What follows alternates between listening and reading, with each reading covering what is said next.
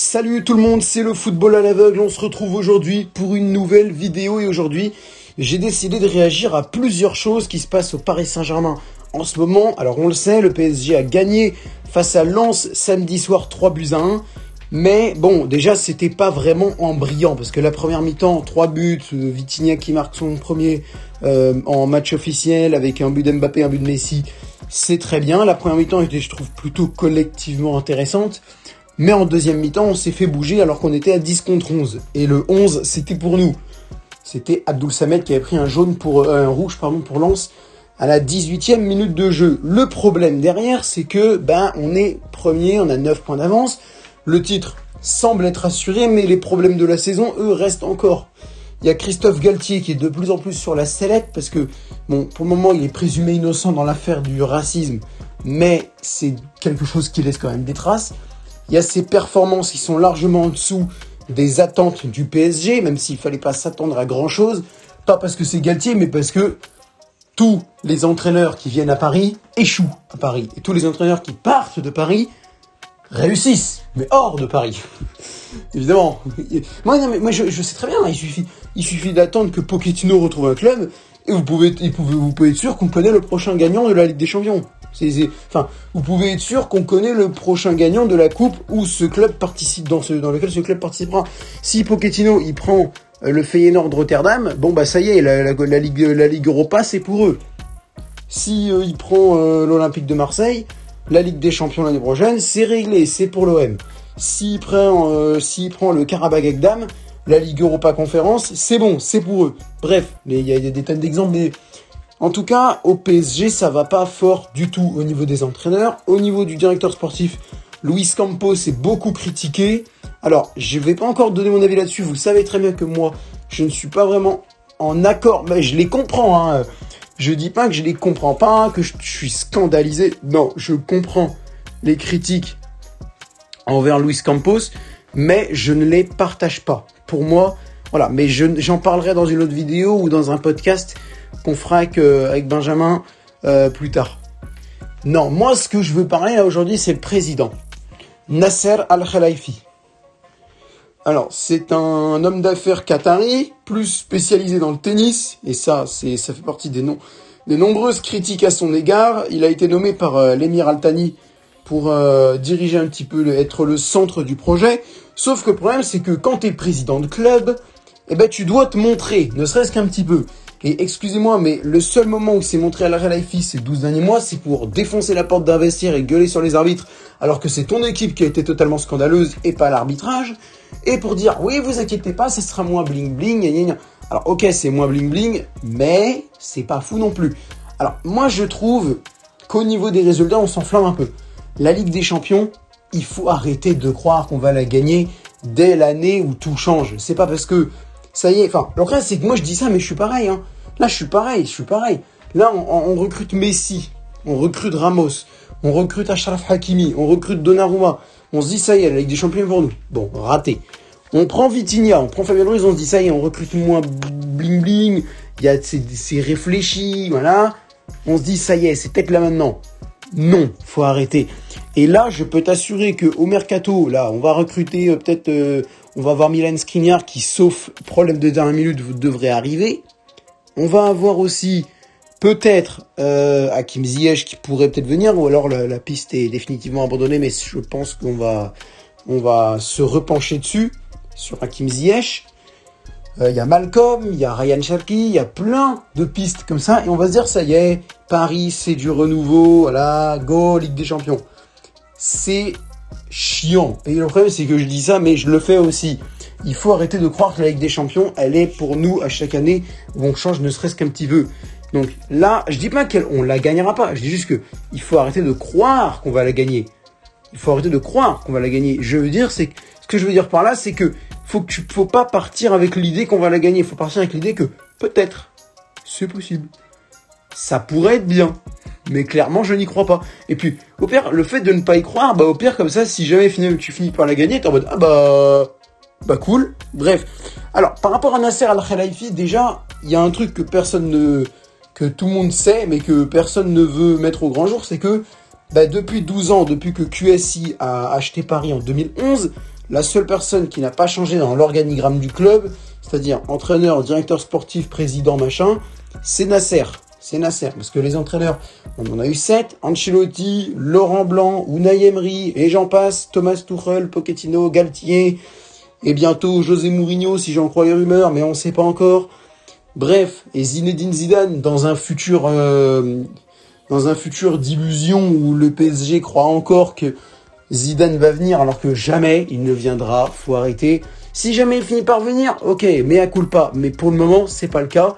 Donc je me permets de dire qu'il ne viendra jamais. Et si jamais finalement il vient, eh ben mea culpa, je me suis gouré. De toute façon, j'avais annoncé que Pochettino était un super entraîneur pour Paris et que Galtier ferait du bon boulot.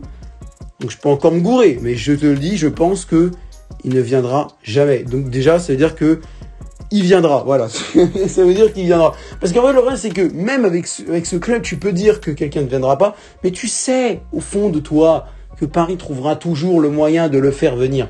Cristiano Ronaldo, après Al Nasser, je suis sûr que Paris va trouver un moyen de le faire venir. Faut pas croire. Zinedine Zidane, c'est pareil. S'il y avait moyen de faire revenir... Si Zlatan Ibrahimovic était bon avec l'AC Milan, on l'aurait déjà fait revenir. Ne t'inquiète pas pour ça. Là, Moussa Diaby, on va le faire revenir aussi. Et on n'apprend pas de nos erreurs parce qu'on va faire revenir Mauro Icardi. Mais bref, on dévie un peu du sujet. Alors, Nasser Al-Khelaifi, bof. Mais c'est surtout envers les supporters que j'ai du mal avec Nasser Al-Khelaifi et que je pense qu'il doit partir. Alors, il y a eu de nombreux communiqués. On doit être au moins sur le 20e et encore, je suis gentil. Extrêmement gentil. Hein. Je pense même que là... devant votre écran, vous devez être en mode 20e, t'es sérieux? Non, avec le 50e, et encore. Je sais pas vraiment, mais moi je l'ai dit au moins 20 sur. Au moins 20. Dans lesquels, la plupart du temps, c'est pour demander, on voudrait une rencontre avec Nasser Al-Khelaifi pour parler des problèmes du club. Et donc, aujourd'hui, j'apprends quoi? J'apprends déjà que Paris a envoyé un mail, mais tellement frauduleux. Donc pour ceux qui n'ont pas le langage des jeunes, parce que frauduleux pour les jeunes, ça veut pas dire exactement pareil que voilà. C'est frauduleux, ça veut dire totalement scandaleux, totalement honteux, totalement débile. Donc un mail totalement frauduleux aux supporters du Paris Saint-Germain, expliquant que oui, ceux qui sont dans la tribune Boulogne, maintenant on va imposer des règles vestimentaires. Genre t'auras pas le droit de venir avec une casquette, un maillot de Paris. Alors que t'es dans le stade de Paris, alors que t'es en tribune Boulogne, une tribune qui n'est pas réservée aux visiteurs. Non, c'est une tribune du club, c'est une tribune pour les supporters de Paris. Mais t'as pas le droit de venir habillé en Paris. Tu n'auras pas le droit de venir avec un drapeau. Tu n'auras pas le droit de chanter. Pourquoi? Parce que apparemment ils veulent pas que la tribune Boulogne ressemble à la tribune Auteuil. Quand je vous ai dit que le mail était frauduleux, je plaisantais pas, hein. C'est vrai. C'est vrai. Donc les supporters ont réagi dans un communiqué cinglant et je les adore pour ça. Il y a comme quoi on peut être violent sans insulte, hein. Dans lequel ils ont dit ouais c'est scandaleux machin parce que ils ont raison, c'est scandaleux. Il y a un moment, je suis désolé, mais en plus c'est bien pour toi. Si la tribune Boulogne ressemble à la tribune Auteuil, c'est-à-dire qu'il y aura encore plus d'ambiance. Mais non. Non. De toute façon, comme les supporters l'ont dit, tu n'as pas à demander. Enfin, tu vas pas demander à quelqu'un. C'est la façon. Enfin, je crois que c'est Daniel Riolo aussi qui l'a dit. Tu vas pas dicter à quelqu'un sa conduite dans un stade. Alors évidemment, si le mec commence à acheter des fumigènes et des bouteilles sur un Marseillais de 35 ans, tu peux commencer à lui dicter sa conduite dans un stade. Mais Paris, je m'avance beaucoup en disant ça et je sais très bien qu'il y en a qui vont me dire t'es sûr? Et je vais leur répondre oui, je suis sûr. Clairement oui. Désolé, mais l'année dernière, avec tous les trucs qu'on a eu là, les différents Lyon-Marseille, Nice-Marseille, Ajaccio, machin, Montpellier-Nîmes, c'était pas l'année dernière ça, mais Montpellier-OM, PSG-Metz, machin, tout ça, Angers-OM. Oui, je sais, il y a beaucoup de trucs où c'est les Marseillais qui sont pris dedans, mais commencez pas à dire de toute façon, c'est bizarrement, c'est les Marseillais qui sont impliqués. Excuse-moi, mais la plupart du temps, c'est un Marseillais qui se prend un truc dans la gueule. Donc oui, ils sont impliqués, mais dans le mauvais sens. Tu vois. Mais bref, on va dire. Donc ce que je veux dire, c'est que voilà, Lille-Lens aussi, bref, PSG-Lyon. Dans tous ces trucs-là, PSG-Metz, c'est peut-être de notre faute. Je crois, je me souviens plus, mais il me semble que il y a eu une bagarre. De toute façon, qu'il y a eu une bagarre, tu peux pas vraiment dire que c'est de la faute d'un tel. quand il y a une bagarre, c'est un peu de la faute de tout le monde. Voilà, c'est pas compliqué. Le mec qui a commencé, tu peux pas le trouver. Par contre, pour PSG Lyon, bon, t'as un supporter du PSG qui se prend un siège dans la tête, de 11 ans en plus, parce que bon, il faudrait quand même pas que le mec soit un adulte. Hein, faudrait quand même pas que la situation s'améliore un peu en se disant bon allez, c'est un adulte, donc ça a dû lui faire mal, mais ça va. Non, bah non, il a fallu que ce soit un enfant en plus. Ah oui. Comme si la situation n'était pas déjà assez chiante et scandaleuse comme ça, mais bref. T'as un supporter lyonnais qui se ramène avec un nunchaku. Bref, tout ça pour dire que généralement, je dis bien généralement, détendez-vous, généralement les supporters parisiens se tiennent à peu près tranquilles dans un stade. Alors, 50% aussi parce que dans les stades visiteurs, on est interdit de déplacement. Voilà, et aussi 50% parce que c'est vrai, on se tient carreau, je suis désolé, il y a des des banderoles, il y a des fumigènes, mais on n'a jamais, t'as jamais un mec qui a débarqué avec un nunchaku. Oui, je veux dire, quand je dis jamais, je dis les 5, les 10 dernières années, je veux dire, ça va. Je dis pas qu'on n'a rien à se reprocher, mais que généralement, ça passe. Donc, les règles imposées par le PSG sont ridiculement scandaleuses. Et dans le communiqué du CUP, du collectif Ultra Paris, on apprend quoi aussi? On apprend que lors du dernier communiqué qui avait été publié, je crois, en mars ou en février dernier, par rapport aux derniers résultats du club et au fait que oui, d'accord, le club va mal, mais on va continuer à soutenir notre équipe jusqu'à la fin du championnat. Ils avaient dit ça. Et ils avaient demandé, on demande quand même à une rencontre avec Nasser Al-Khelaifi. Et j'apprends quoi dans ce mail aujourd'hui? J'apprends que Nasser Al-Khelaifi n'a pas ignoré la requête. J'aurais même préféré qu'il le fasse à ce niveau-là. Non, il a refusé. Il a dit non, je ne veux pas rencontrer les supporters de mon club. Hein, c'est mon club. C'est mon club. Je m'appelle Nasser, c'est mon club, mais les supporters, pas intéressés. Je préfère envoyer Kylian Mbappé à un barbecue. Tu es président, frérot. Tu es président. Alors, je vais prendre des exemples où certains vont me dire oui, mais c'est pas le calibre du PSG. Je m'en fous, d'accord? Je m'en fous. Il y a un moment, il y a plus d'histoire de calibre. Le Paris, c'est un club comme les autres, hein, avec plus de fonds, qui a des ambitions plus grandes que certains. Ok, mais ça reste un club comme les autres, avec des joueurs, avec un entraîneur, avec un directeur sportif. Donc les exemples que je vais prendre maintenant sont totalement véridiques. Au stade de Reims, le président Jean-Pierre Caillot, on l'entend beaucoup. À Lyon, Jean-Michel Aulas, on l'entend beaucoup. À Marseille, Longoria, on l'entend beaucoup. Parce que, oui, d'accord, il n'y a pas d'investisseurs là-bas. C'est pas des investisseurs, d'accord. Mais c'est des présidents. Nasser Al-Khelaifi, c'est pas lui qui a investi. Lui, il a des patrons au-dessus de lui qui lui ont dit, nous, on a investi, on te nomme à la tête du projet. Donc Nasser Al-Khelaifi, pour moi, est au même niveau que Pablo Longoria, que Jean-Michel Aulas, que Jean-Pierre Caillot, que Olivier Létang, Olivier Létang, je suis pas sûr que ce soit président de Lille, mais bref, que les présidents, que Valdemar Kita, par exemple, voilà, que Valdemar Kita. D'accord, Valdemar Kita n'a pas investi, Valdemar Kita, c'est pas QSI, il n'y a pas une institution au-dessus de lui, c'est le chef, le boss de tout. Là, en vrai, le vrai boss de Paris, c'est l'émir Al-Thani. D'accord, c'est l'émir Al-Thani, ok. Mais lui, il a nommé un chef d'orchestre pour gérer tout ça à sa place, parce que, il est émir quand même. C'est Nasser Al-Khelaifi. Donc, en tant que président au même titre que Aulas, Longoria, Caillot, Kita et d'autres, il faut qu'il se montre un peu, je suis désolé. Oh, tu gères le PSG, frérot, montre-toi. Attends, mais la seule image qu'on a de Nasser Al-Khelaifi, c'est procès, enfonçage de porte. Oui, d'accord, le mot enfonçage n'existe pas, mais t'as compris. Enfoncement de porte. Oui, on va recruter moins bling-bling. Résultat, en fait, ça n'a aucun rapport ce que je veux dire, mais quand tu es président et que tu as un joueur, par exemple, un certain Neymar, qui fait n'importe quoi au club, et Marco Verratti, c'est pareil. Il y a l'entraîneur qui peut les recadrer. Mais il y a un moment, le président aussi. Je suis désolé, pour moi, il est à la botte.